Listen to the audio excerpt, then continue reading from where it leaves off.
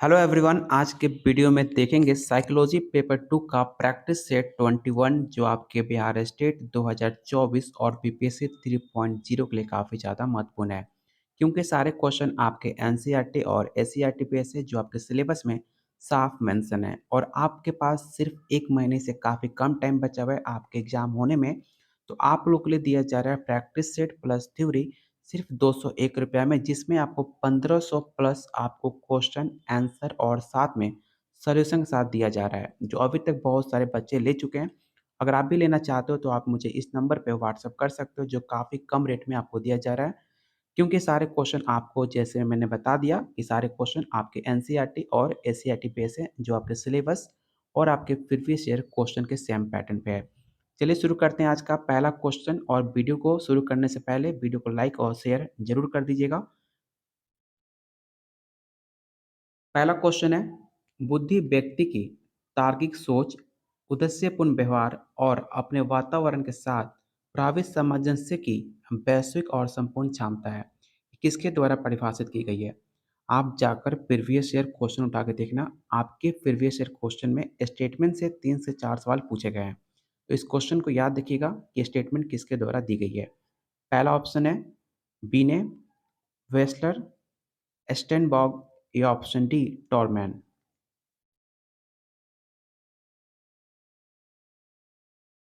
ये statement option B आपका right answer हो जाएगा। वेस्लर द्वारा ये स्टेटमेंट आपको दी गई है और इस क्वेश्चन को आप वीवीआई क्वेश्चन टिक आउट कर लेना।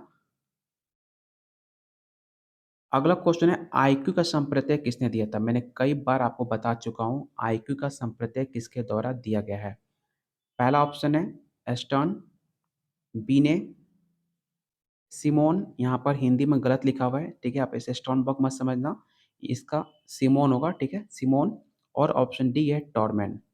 बहुत सारे बच्चे कंफ्यूज होते हैं स्टोन और बीने में, ठीक है। तो इन दोनों को में कंफ्यूज आपको नहीं होना है, आपको बताना है कि आईक्यू का संप्रत्यय किसने दिया था। और इसका राइट आंसर ऑप्शन ए हो जाएगा, अस्टन बीने इनका नाम था, ठीक है, फुल नेम अस्टन बीने था, जिन्होंने आईक्यू का संप्रत्यय दिया था कि सारे बच्चे का आईक्यू कितना होता है। जो आपके सामान्य बच्चे होते हैं, जैसे कि आप हुए, हम हुए, तो मैक्सिमम बच्चे का जो आईक्यू होता है वो आपके 90 से 110 के बीच होता है। जो दुनिया में सबसे ज़्यादा आपके इस आईक्यू के लोग मिलते हैं, जिनका आईक्यू 135 से 140 के बीच होता है। ऐसे बच्चे को प्रतिभाशाली बोलते हैं, जिसे आप गिफ्ट चाइल्ड के नाम से भी जानते हो। तो इसका राइट आंसर ऑप्शन आपका ए हो जाएगा, एस्ट्रॉन बी ने नाम याद रखिएगा, जिन्होंने आईक्यू का संप्रत्यय दिया था। तो ऑप्शन ए आपका राइट आंसर होगा। क्वेश्चन 79 कह रहा है कि एक अत्यधिक कामोत्तेजना वाला व्यक्ति अपनी ऊर्जा को धार्मिक कार्यों में लगा देता है, वो क्या प्रयोग कर रहा है? पहला ऑप्शन है परीक्षण, ऑप्शन बी है प्रतिक्रिया निर्माण, ऑप्शन सी है तार्किककरण या ऑप्शन डी प्रतिगमन।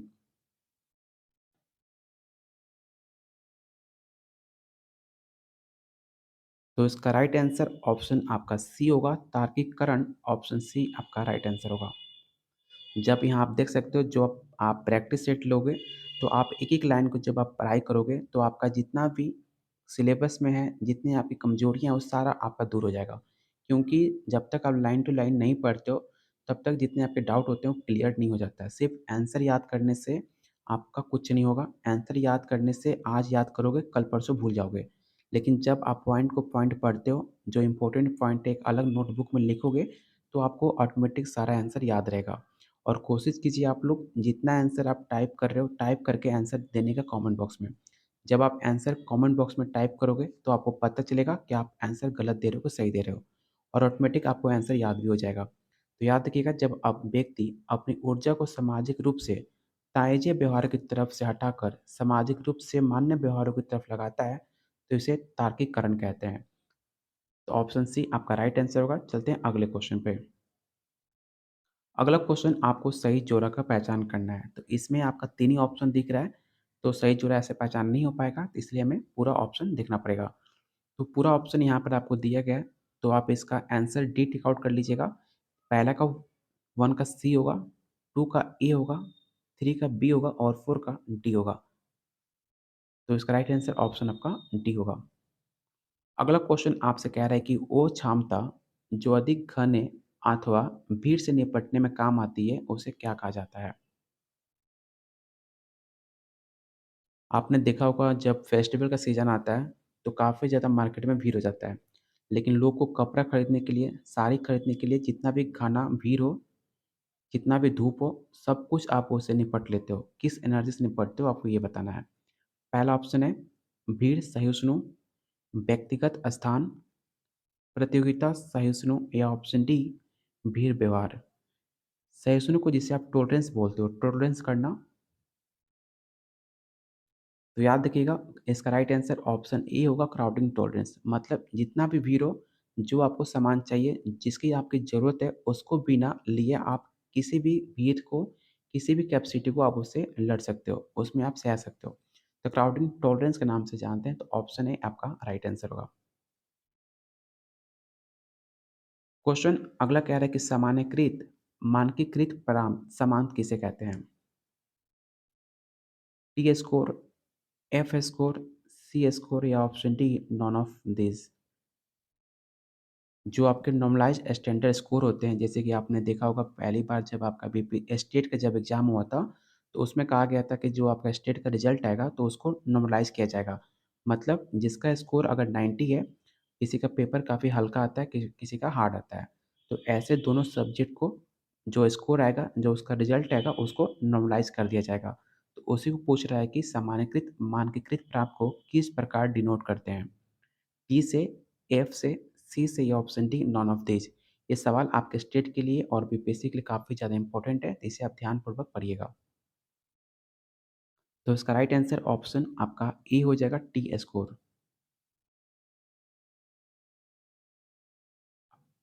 अगला क्वेश्चन है स्टाइन मापनी है। जो आपका स्टाइन स्केल है, किसको मेजर किया जाता है आपको ये बताना है। पहला ऑप्शन है जेड स्केल, टी मापने से बिल्कुल अलग होता है, टी मापने का संक्षिप्त रूप है या option D none of this. तो टी मापनी अभी आपने देखा था, जो आपके नॉर्मलाइज स्केल होते हैं उससे अलग होता है, या उसी के सेम पैटर्न पे काम करता है, या जेड स्केल पे होता है, या इनमें से कोई नहीं। तो स्नाइन मापनी जिसे आप जेड स्केल के नाम से जानते हो, ऑप्शन ए आपका राइट आंसर होगा, जो आपके टी से काफ़ी ज़्यादा डिफरेंट होता है। अगला क्वेश्चन है जब मध्यमान अंतर का मूल्यांकन करने के लिए ये परीक्षण सूर्य परिकल्पना की असकृत कर देता है, तो उसे हम किस तरह प्रयोग कर सकते हैं? पहला ऑप्शन है सहसंबंध परीक्षण, ऑप्शन बी है टी परीक्षण, ऑप्शन सी है कई वर्ग या ऑप्शन डी इनमें से कोई नहीं। तो इसका राइट आंसर ऑप्शन आपका ए हो जाएगा। ऑप्शन ए आपका राइट आंसर होगा एफ परीक्षण। जब आप अंतर का मूल्यांकन करने के लिए शून्य शून्य परिकल्पना को अस्वीकृत कर देते हैं, तब कोई वर्ग परीक्षण किया जा सकता है। तो ऑप्शन ए आपका राइट आंसर होगा और एफ परीक्षण।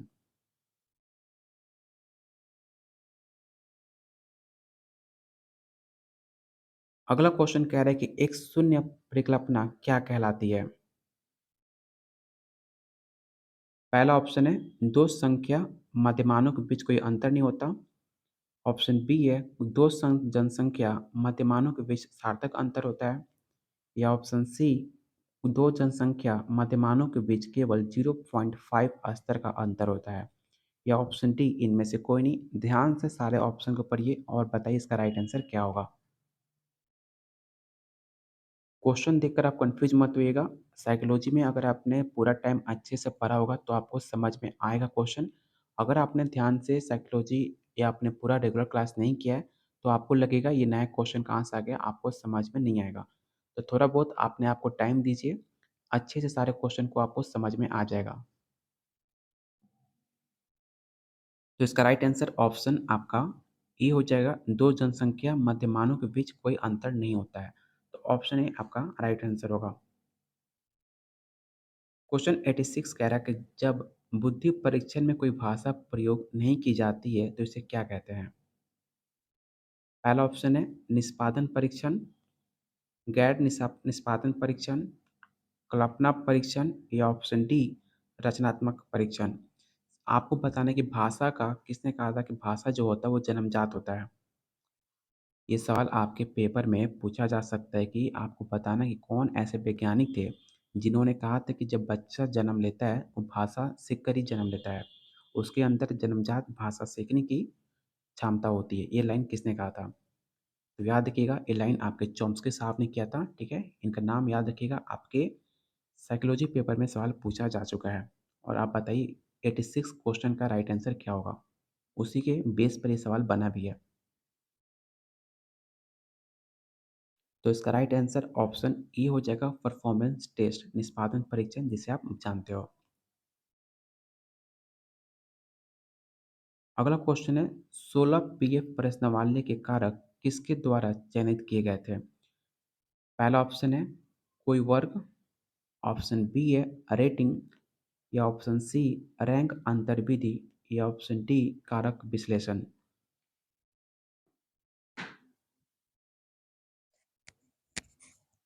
तो इसका राइट आंसर ऑप्शन आपका डी हो जाएगा, फैक्टर एनालिसिस, कारक विश्लेषण। ऑप्शन डी आपका राइट आंसर होगा। क्वेश्चन 88 काफ़ी ज़्यादा इंपॉर्टेंट है। आपको बताना है कि किसी घटना को सोचते हुए अपने शरीर में होने वाले परिवर्तनों को प्रत्यक्ष स्वयं उत्पन्न करता है। पहला ऑप्शन है एक्टिवेशन थ्योरी, ऑप्शन बी है हाइपोथैलेमिक सिद्धांत, या ऑप्शन सी कैनन बोर्ड सिद्धांत, या ऑप्शन डी जेम्स लेंज सिद्धांत।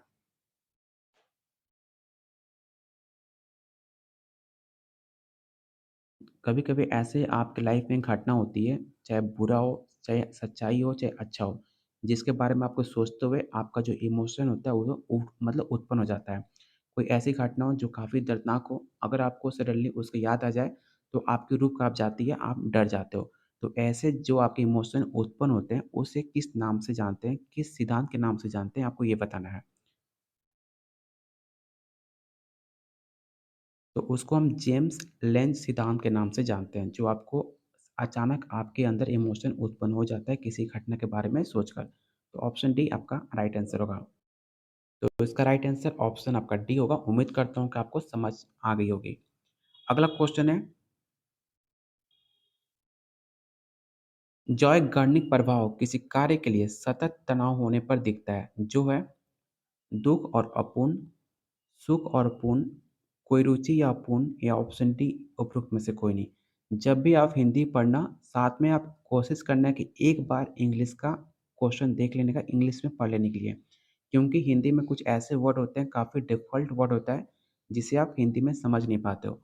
तो एक बार जब आप इंग्लिश क्वेश्चन रीड कर लेते हो, तो आपको ओवरऑल एक आइडिया लग जाता है, या फिर आपको इंग्लिश काफ़ी अच्छी है, इंग्लिश में आप क्वेश्चन पढ़ रहे हो, अच्छी बात है। लेकिन एक बार हिंदी भी पढ़ लेना, क्योंकि कभी-कभी ऐसा होता है कि इंग्लिश आपको समझ में नहीं आती है और हिंदी आसानी से समझ जाते हो। और कभी-कभी हिंदी में ऐसा डिफ़ॉल्ट वर्ड दिया होता है जो आपको समझ में नहीं आता, लेकिन जब आप इंग्लिश में क्वेश्चन देखते हो, आसानी से आपको समझ में आ जाती है। तो मेरे लिए सबसे बेटर ऑप्शन होता है कि आप हिंदी और इंग्लिश दोनों एक बार नज़र डाल लो। मैं हमेशा ऐसे ही करता हूँ, तो अगर आपको ऐसा करना आसान लगता है तो आप भी ऐसा कर सकते हो। लेकिन फर्स्ट प्रायोरिटी आपका इंग्लिश होना चाहिए, क्योंकि जो आपके पेपर में क्वेश्चन आते हैं, वो आपके इंग्लिश में आते हैं और इंग्लिश को हिंदी में ट्रांसलेट किया जाता है। और इंग्लिश को ही सबसे ज़्यादा इम्पोर्टेंट दिया जाता है, क्योंकि अगर हिंदी में कोई ट्रांसलेशन में गलती हो गया हो, तो इंग्लिश में जो आपका क्वेश्चन है उसी को सबसे पहले राइट मानते हैं। तो इसलिए आपको दोनों हिंदी हो चाहे इंग्लिश हो, दोनों क्वेश्चन को एक बार ज़रूर देखिएगा। और इसका राइट आंसर ऑप्शन आपका सी होगा, कार्य रुचि और अपूर्ण। ऑप्शन सी राइट आंसर हो जाएगा। यहाँ पर देख सकते हो, जिन्हें समझ में ना आया हो क्वेश्चन, तो आप यहाँ देख सकते हो, जब कोई रुचिपूर्ण हो लेकिन अपूर्ण हो तो बेहतर तरीके से याद रहता है। इसे जौनगोनिक प्रभाव कहते हैं। जैसे कि कोई काम में आपका रुचि है, लेकिन आप उसे पूरा नहीं कर पाते, उसे अच्छे से पूरा कर लेते हो, तो आपको काफ़ी टाइम तक याद रहता है। जो जितने सारे आपके इंटरेस्टिंग चीज़ें होती हैं, जो आपको पसंद हो, वैसे कामों को जॉयगॉनिक, जिसे आप, जॉय मतलब क्या होता है? जिसे आप करके आपको खुशी मिले, तो उसे जॉयगॉनिक प्रभाव कहते हैं। ऑप्शन सी आपका राइट आंसर होगा। क्वेश्चन 19 कह रहा है, समय के साथ चित्रों को भूल जाना, इसका कारण क्या हो सकता है? पहला ऑप्शन है अग्रगामी बाधा, पश्चगामी बाधा, अप्रयोक्ता के कारण या option D all of this. आपने बचपन में कोई चित्र देखा होगा या बचपन में आपका कोई अच्छा दोस्त होगा जिसका नाम आपको याद ना हो। ऐसे बहुत सारे फ्रेंड होते हैं जिनका नाम याद आता है लेकिन उनका चेहरा हम भूल जाते हैं, कि उनका चेहरा कैसा है। तो समय-समय के साथ आप कुछ न कुछ भूल जाते हो और उनका चित्र भूल जाते हो, उनका नाम भूल जाते हो। तो किसकी वजह से होता है आपको ये बताना है।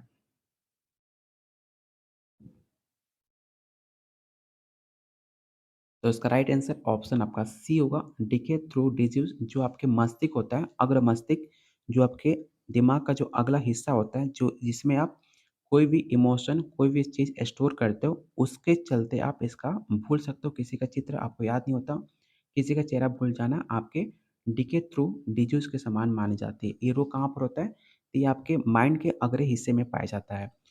ये सारी चीज़ याद रखिएगा, ऑप्शन सी आपका राइट आंसर होगा। अगला क्वेश्चन है, गहराई प्रत्यय का एक इत्यादि संकेत क्या है?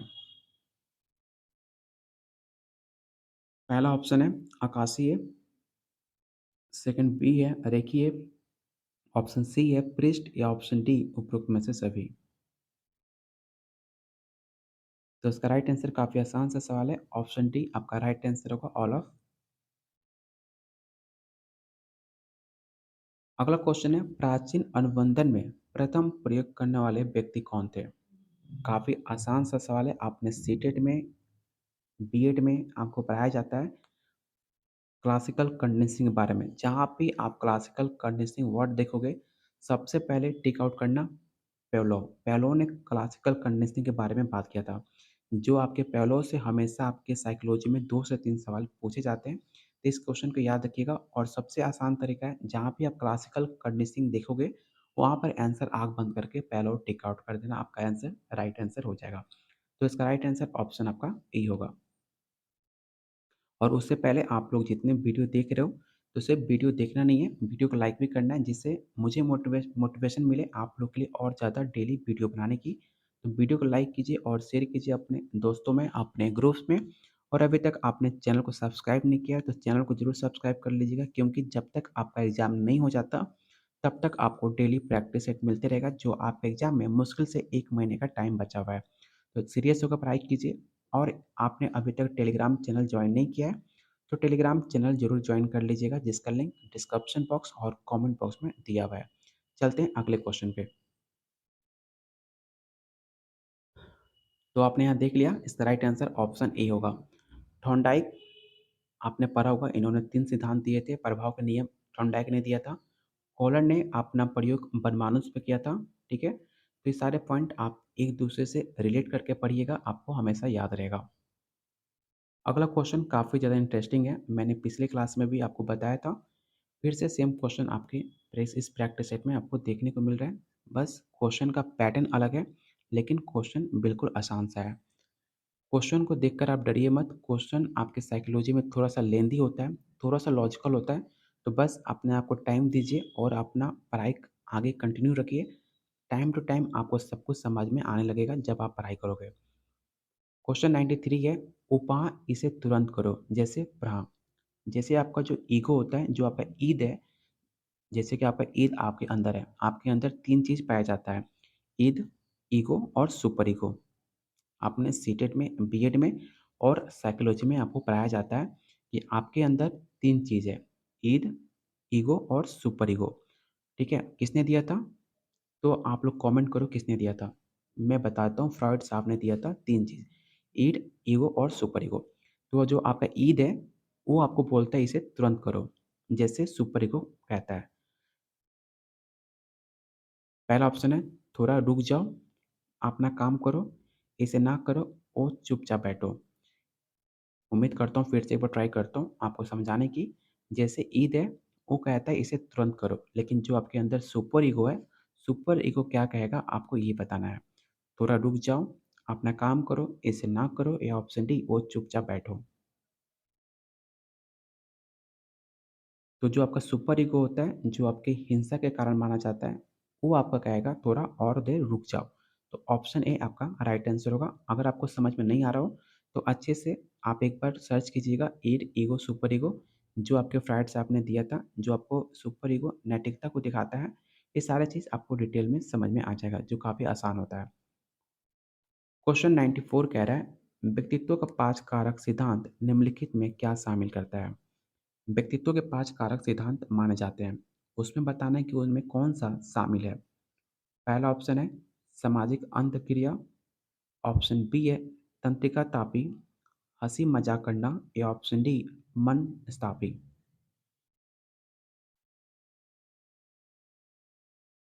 तो इसका राइट आंसर ऑप्शन आपका बी होगा न्यूरो जो आपकी दिमाग जो आपके व्यक्तित्व के अंदर हमेशा पाए जाते हैं। ऑप्शन आपका बी राइट आंसर होगा। काफ़ी इंपॉर्टेंट सवाल है, इसे आप ज़रूर याद रखिएगा।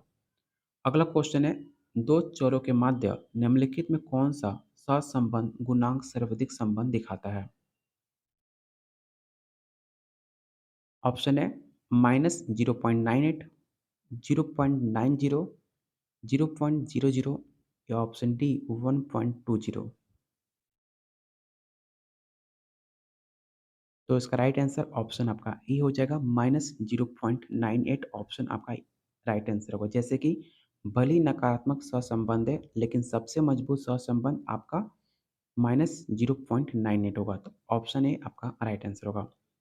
क्वेश्चन 96 काफ़ी ज़्यादा इम्पोर्टेंट क्वेश्चन है और काफ़ी आसान सा सवाल है। आपको बताना है कि यदि एक प्रयोग में ये देखना है कि जिनसिंग को लेने से आईक्यू बढ़ जाता है, तो जो आपका आईक्यू का प्राप्तांक होगा वो कितना होगा? स्वतंत्र चर होगा, परतंत्र चर होगा, ब्रह्मचर होगा या ऑप्शन डी नियंत्रित चर होगा। अगर आप हिंदी पढ़ते हो ना तो हिंदी में आपको कुछ समझ नहीं आएगा। अगर वही आप इंग्लिश देखते हो independent, dependent, extraneous, control variable ये सारा वर्ड आपको सुना-सुना लगेगा। लेकिन इतना डिफ़िकल्ट हिंदी मुझे भी समझ में नहीं आता कभी-कभी। इसलिए आपको मैं कहता हूँ कि आप इंग्लिश भी एक बार नज़र ज़रूर डालना वर्ड पे।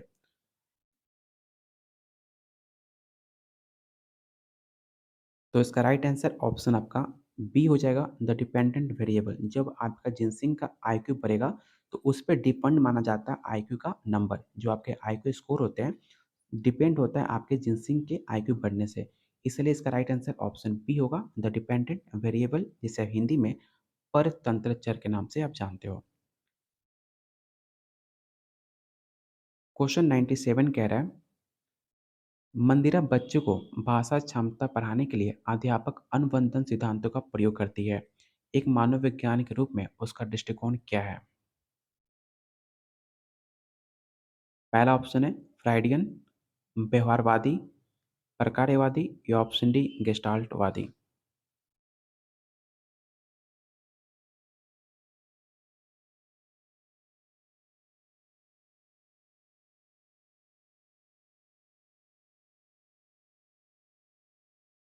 तो इसका राइट आंसर ऑप्शन आपका बी होगा व्यवहारवादी। बच्चे को कोई भाषा सिखाने का या फिर उनको अच्छे से समझने का सबसे अच्छा तरीका माना जाता है व्यवहारवादी। और व्यवहारवादी कौन वैज्ञानिक थे? तो व्यवहारवादी आपके वाटसन साहब आपके व्यवहारवादी सिद्धांतकार माने जाते हैं। तो इसका राइट आंसर ऑप्शन आपका बी हो जाएगा।